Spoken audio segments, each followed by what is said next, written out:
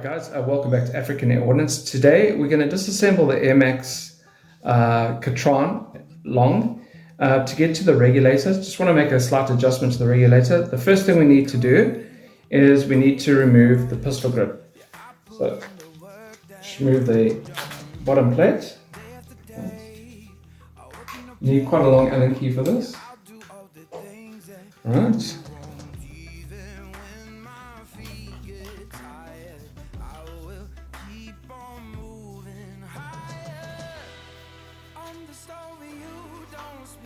Okay, so we just remove the pistol grip just like that.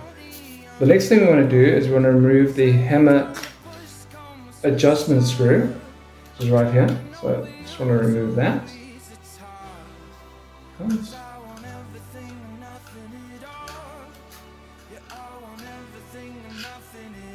going to put that there. So next, what I'm going to do is you don't actually have to do this, but I'm going to just show you guys how everything kind of goes together inside the receiver. I'm going to remove the receiver cover quickly. So it's just 4 screws. This one. And I'll just pull it this way.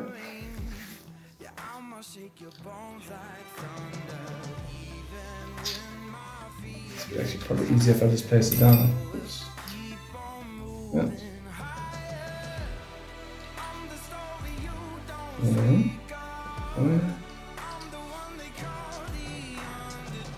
And another one.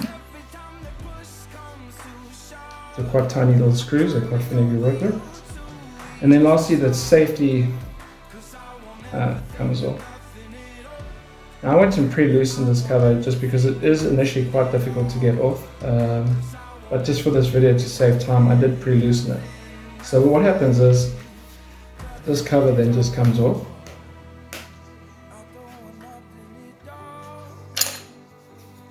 And that's the cover. And so now you can see, let's place this here. Now you can see basically the internals of the gun. This is your hammer. It hits the little valve stem there when you fire the gun, obviously. And so what we're going to do is we're going to remove this hammer spring. Just like that. Get there. And then we're going to take a degassing tool. And we're just going to go and screw the degassing tool in just like that. So what the degassing tool is going to do is it's going to put pressure on the hammer, and it's going to put pressure on the valve stem to empty the air out just like that. Okay, I'm going to make sure that it's all empty.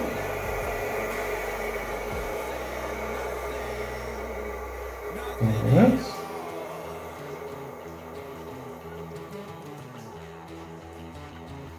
So it takes a little bit of time to get all the air out, so we just make sure everything's out of there.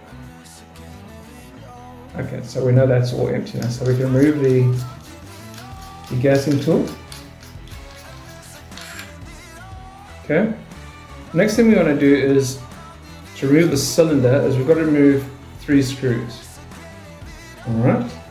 So first we want to remove this little grub screw.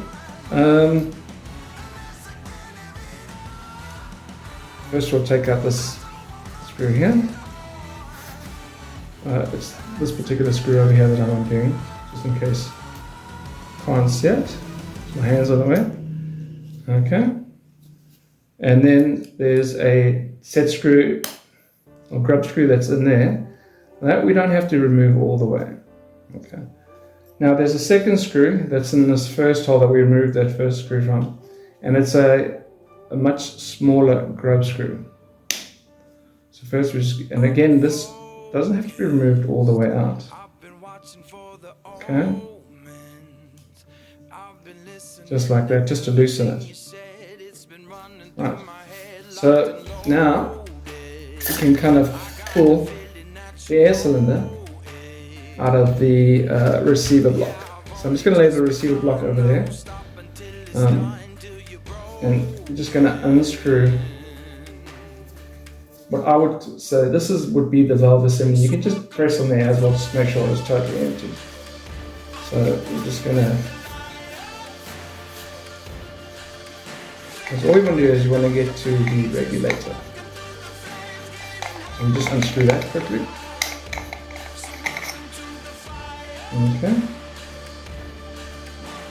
And we pull our regulator out. Just like that. That actually sits inside the gun, just like that there. And you can see that's your transfer port, valve stem. So no, we're not going to mess with anything that's inside the valve body. We're just going to remove the place that there. And so that there is your regulator. And it's actually, I don't know if you can see in there, but it's written by the factory that was set at 150 watts.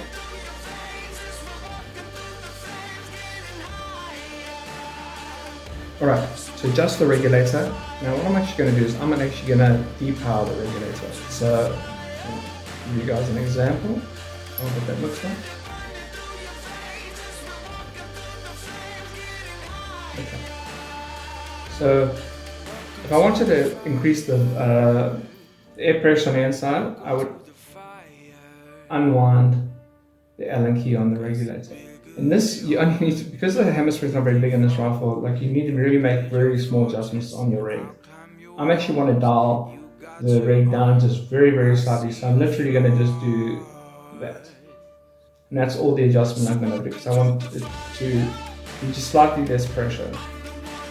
The reason for that is it's not a very big air cylinder, so I want to try and increase my shot count. So, just so you know that the Katran, all the screws on here are metric. So get yourself a, if you're going to get the Katran, get yourself a set of metric Allen keys. Alright, so next we've adjusted the regulator now.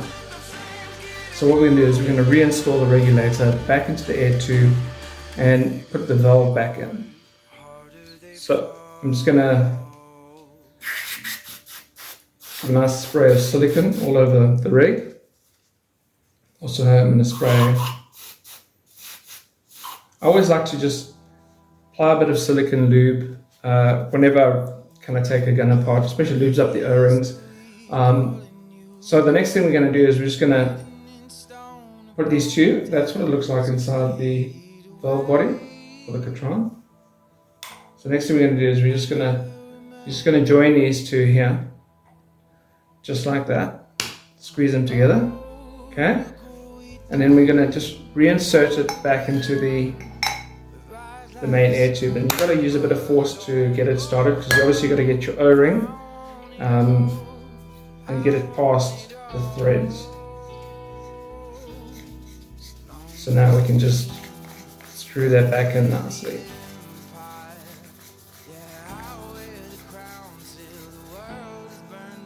Just until it's kind of hand tight.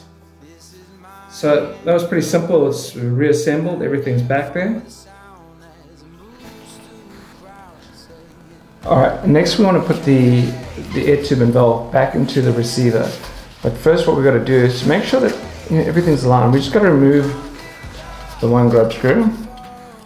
And this is because got to make sure that this is perfectly aligned. Okay, drop it there. So also, when you install this, you want to make sure that your transfer port's that way, but you actually got to go that way. So now we're just going to slide this in. Okay. Just going to make sure she's all the way in there. Alright. So what I found the best way to do this is to make sure that it's lined. So actually put an Allen key in here. So you better use a bit, because there's a little dimple on the valve body. So now what we want to do is we want to feel it slotted in right there. So now we know that the grub screw is going to find its way home. Okay. Now we can screw the grub screw back in. Just to try and give you guys a better picture. So the grub screw goes in here. Okay.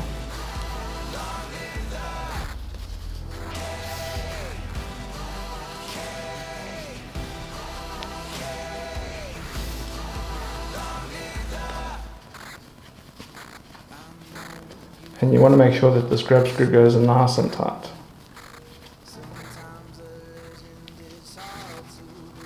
Okay, yeah, nice and tight. Next thing we want to do is we want to go and tighten down the other grub screw, because there's two of them. Alright. Just like that. Okay.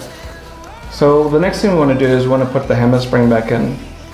So this can be a bit of a finicky because there's a little bar here that the hammer spring slides onto. Okay, so I've got the hammer spring in there. Then we want to install the hammer spring adjusting nut. So, just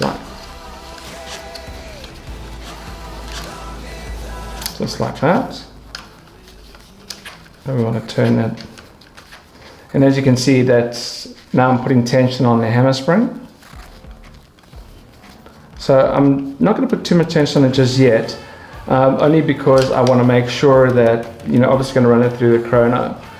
So just to show you, so there's the side levers on that side of the rifle. So you guys can see when I cock it back, like it would cock back. I'm not going to, just like that. Like that. Right. So that's how we reinstall the air tube, the valve, the regulator. So next what we're going to do is we're going to put this cover back on. Okay. We're going to make sure it clicks. And we've got to put all these little screws back down. Lots of screws.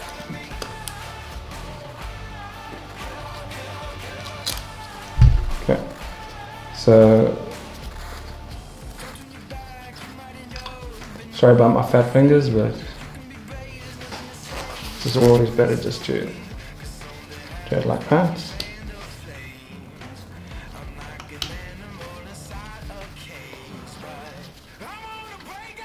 Again, we don't want to over tighten these screws, they're just holding a cover on, they're not a structural support screw.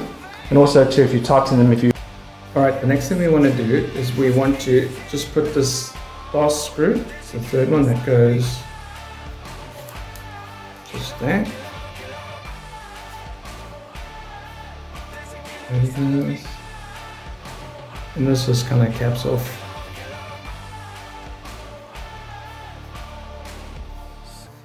Again guys, one thing is never torque a lot of these screws down because everything's aluminium pretty much. So we don't want it with air guns, you don't really want to over torque anything. Okay.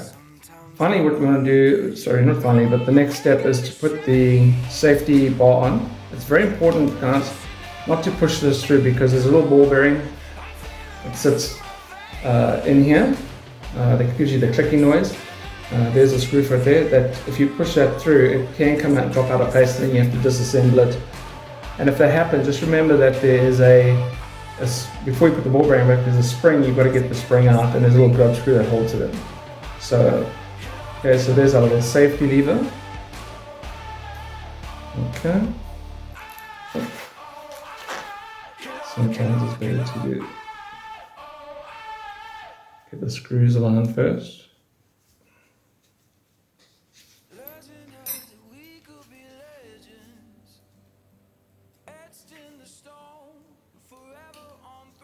Okay, so now we're just going to screw in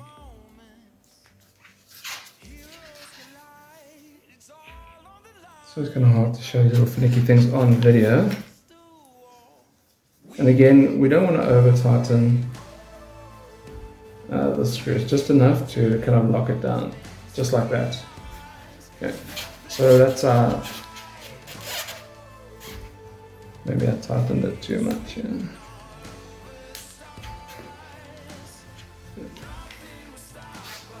Just double check on that, not too tight.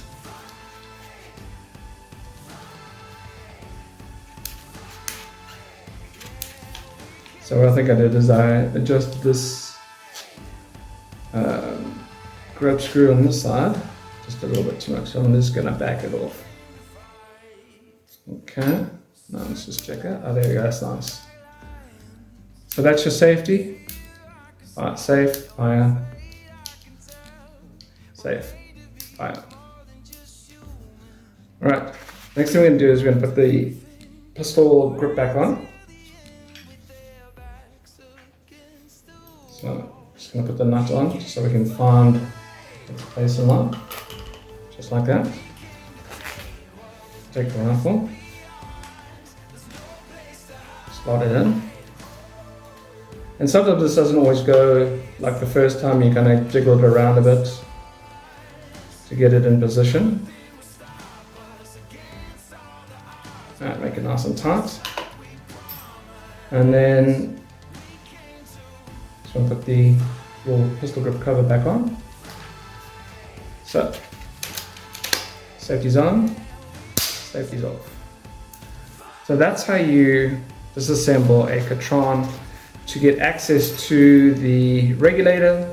And I showed you guys how you do adjustments. And guys, you really have to do very small adjustments with the regs because the hammer springs in this gun are not very, there's not a lot of room to change the mount and stuff.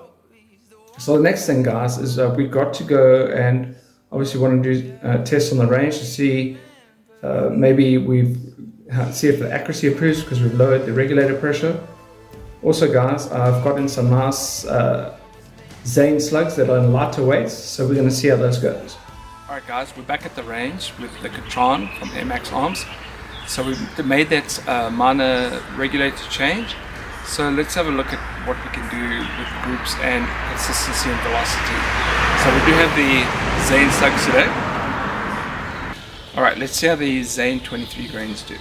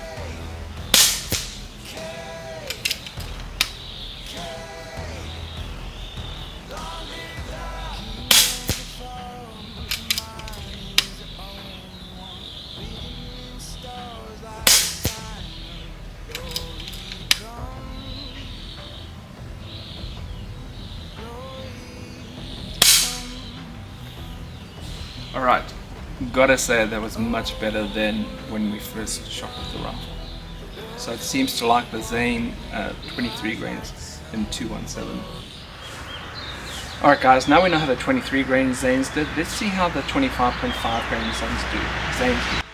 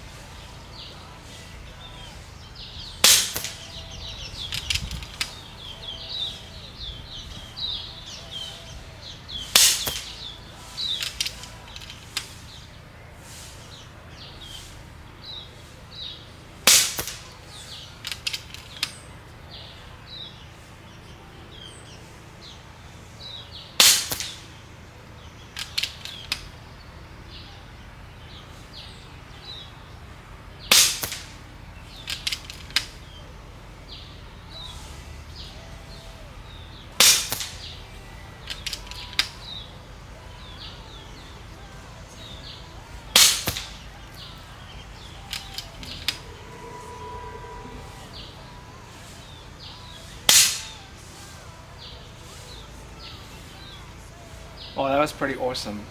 That actually was better than the 23 grain.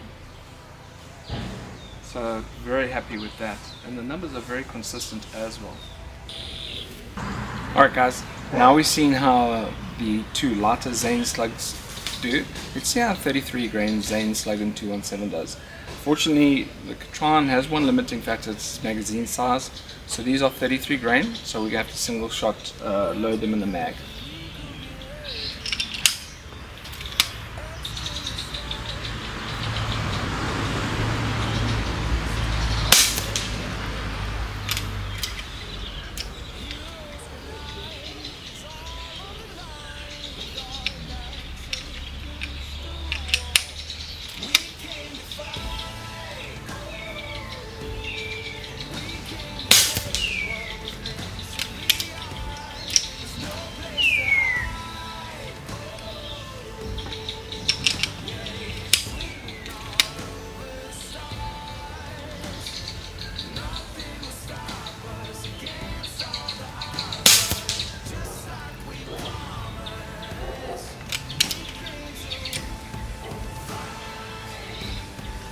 This is a bit slower.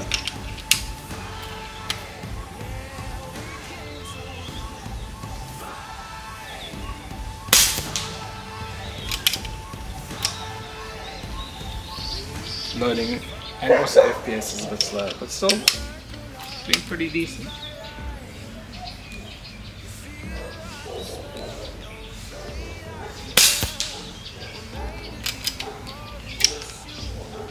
So we're just going to do 10 of these, also make it a bit boring for you guys.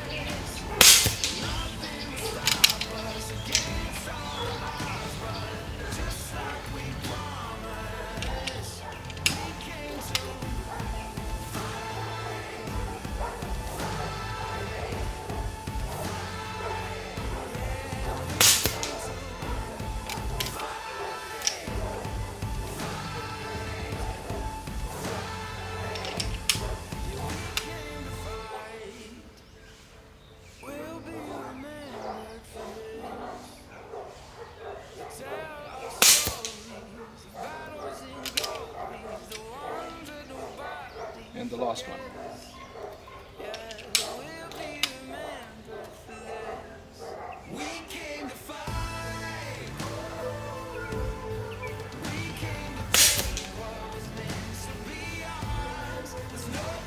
So as you guys can see, there was one flyer and the speed is pretty consistent, so happy with that. But overall, I must say the gun's performing much better than it did in the first review video. I think it's just a matter of finding the exact slug to try and get this to where it would be 1 MOA or sub MOA, especially 85 yards. It is a distance for an air gun, but not modern day air guns. It's really not that long of a distance. Overall guys, I say the Katran is an awesome rifle. I do find it's very sensitive to how you hold the rifle. If you hold it too tight, the groups tend to open up. If you have a bit more of a relaxed hold on it, really does seem to make a difference with the rifle. And the trigger on the rifle is exceptionally light. I do like the trigger. One negative is the magazine width is not fantastic. It doesn't give you know, as you can see, 33 grain slugs have to single shot load those guys. Whereas if it's 30 grain and below, not a problem. But it is very limiting in that factor. And I'd say that would be my only gripe with the rifle. So guys, thanks for watching. Have awesome time shooting your guns. And please like and subscribe to help grow the channel. Cause I want everything and nothing at all. Yeah, I want everything and nothing at all. Cause I want everything and nothing, nothing, nothing. nothing at all.